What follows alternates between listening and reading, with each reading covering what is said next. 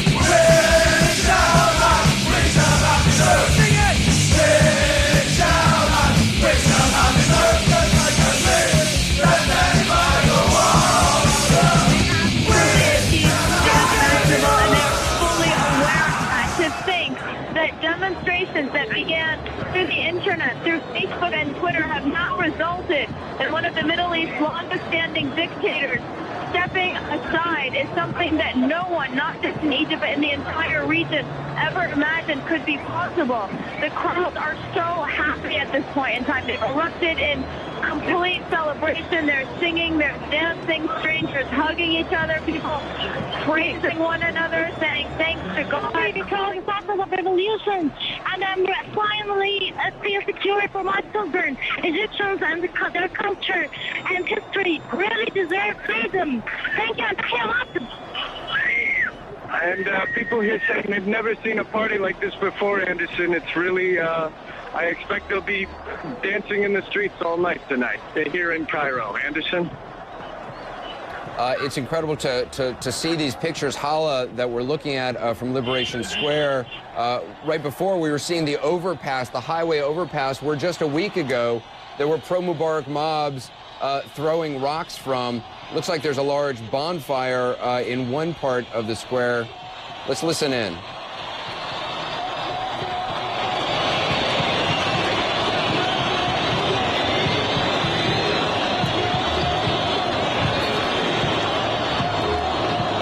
Frederick Pleiken is there overlooking this scene. Frederick, are those fireworks or some sort of incendiary device, someone who's kind of waving around? Yeah, I mean, it's an absolutely amazing scene here. You were talking about this highway overpass, Anderson, just a second ago. If we pan down there, I can tell you that right now it's a big street party that's going on there. People are dancing in the street. The traffic seems to be backed up almost all the way to Sudan, it looks like. There's so many cars coming in. There's people walking around with giant Egyptian flags. And an amazing amount of people charged on to Tahrir Square, and that's why the crowd keeps going and going. There's more and more people now that these boundaries have come down who are charging in there. Meanwhile, right in front of us on that big highway overpass, it's becoming more and more of a parking lot as there's almost no way to get through here. People just absolutely dancing in the street, setting off fireworks and walking around with these giant Egyptian flags. And really, the interesting thing is also that the cheering just hasn't died down ever since the announcement was made, and there still is a massive stream of people coming towards Tahrir Square. It seems like thousands, tens of thousands who are walking over the streets below us and also on that highway overpass, Anderson. Frederick, I think it was exactly a week ago when you had snuck back into the square after 2 days of heavy fighting. You made your way into the square and actually were behind the barricades looking at the rocks and all the weaponry that the peaceful crowds there had to try to assemble to defend themselves. it's an extraordinary turn of events 1 week later to see that same spot full of nothing but joy. I saw one little boy with an Egyptian flag painted across his face, tug at a soldier's sleeve. He was so small, and the soldier bent down, and this young boy kissed the soldier on his cheeks. That's the sort of thing that we're seeing here. That's the affection people are showing for the army. Anyway, it's almost surprising. You would think people bring their families into this atmosphere, but it's a celebration. This is weeks of relief. How all this could turn out being poured out in raw emotion, raw euphoria, an electric atmosphere where everyone is represented here. The Muslim Brotherhood, whom people have feared could become the dominant political force here, really don't have the political strength as people see it at the moment to become a dominant force. They've got political organization that some of the other opposition groups don't have and haven't had. But in a true democracy, then other groups would have a chance to find their feet, build a power base, build support. All these young people who signed up to the Facebook to come out here on January the 25th, they're not all Muslim Brotherhood. These are all young people who are doing this out of the aspiration to have this revolution that we've now witnessed here in the last few hours. So, a sense of liberation for me, for every Egyptian, a sense of emancipation of the whole Egyptian people, and for the first time, Egypt has a chance to be democratic, to be free, to have a sense of Egyptian, to have a sense of dignity, of freedom. So it's an amazing, it's just like 180 degrees. It's something we never experienced in our lifetimes. Good evening. Tonight, the people of Egypt have toppled their leader. That nation has just been through a titanic struggle. There's been bloodshed, hundreds of deaths and injuries, and chaos. But in the end, it was 18 days of peaceful protest at the heart of this effort to push Hosni Mubarak out of Cairo after 30 years in power. And it succeeded. While a major task lies ahead in governing a nation of 80 million people, the largest in the Arab world, it was an electrifying moment when the Egyptian vice president hastily announced the president was gone. Cairo erupted. Other governments sat up and took urgent notice. And as President Obama put it today, Egypt will never be the same. Cairo is still roiling with excitement and celebration tonight, where our chief foreign correspondent Richard Engel again begins our coverage. Richard, what a day, and good evening. Good evening. There are still people out in the streets. They are cheering. They are saying, with our souls, with our blood, we sacrifice for Egypt. And they believe with this popular uprising, that is exactly what they have done. The people have risen up and toppled a police state. It was supposed to be a day of defiance. After Friday prayers, hundreds of thousands of demonstrators gathered in Tahrir Square. They had a message for President Mubarak: no compromise. They would not accept Mubarak's plan to remain in office while transferring authority to his vice president. But by mid-morning, the army seemed to be backing Mubarak, saying it would guarantee his promises of reform would be carried out, and sending a message: the army would make sure the people get democracy. Now go home. But the demonstrators didn't give up. And by the afternoon, they heard their first good news of the day.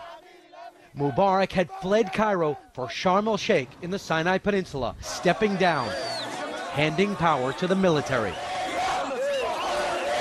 Cairo and all of Egypt stood up at once and cheered. Shouts of "Egypt is free" rang across the country.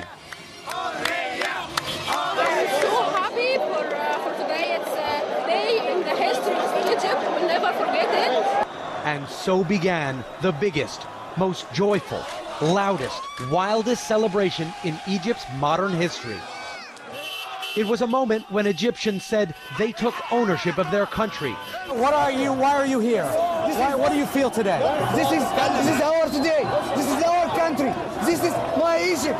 This is the revolution. Taking it back from the secret police that have suppressed free speech and democracy for 3 decades. I think a clear future, very clear and very bright future will be waiting for us. We are the sons of Egypt, not him. He is not Egyptian. President Mubarak came to power in 1981. He was sitting next to President Anwar Sadat when he was assassinated by Islamic militants. Mubarak, the Air Force commander and vice president, assumed office under martial law. But Mubarak never repealed that state of emergency and kept it in place to safeguard his position, enrich his family and supporters, and allow the security services to silence any opposition. Today, the people of Egypt freed themselves with help from the military. U.S. officials tell NBC News the Egyptian military broke with Mubarak after his speech last night. Mubarak was expected to resign, but didn't. The 82-year-old president in poor health just couldn't bring himself to do it. Mubarak thought the protests, which he blamed on foreign media and excitable young people, would go away. The military was furious. Senior officers threatened to take off their uniforms and join the protesters.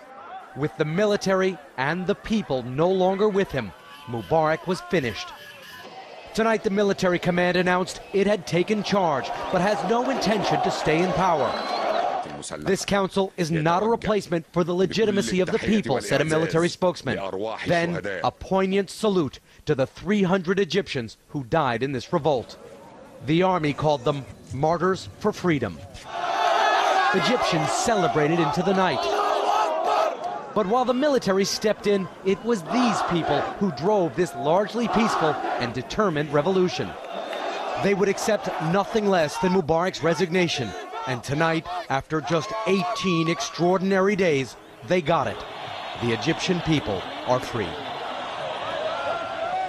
Many Egyptians never thought that they would live to see this day. This is certainly a turning point in this country. And Brian, it could be a turning point for the Middle East. Richard Engel, along with his few closest friends there in Cairo, Egypt tonight.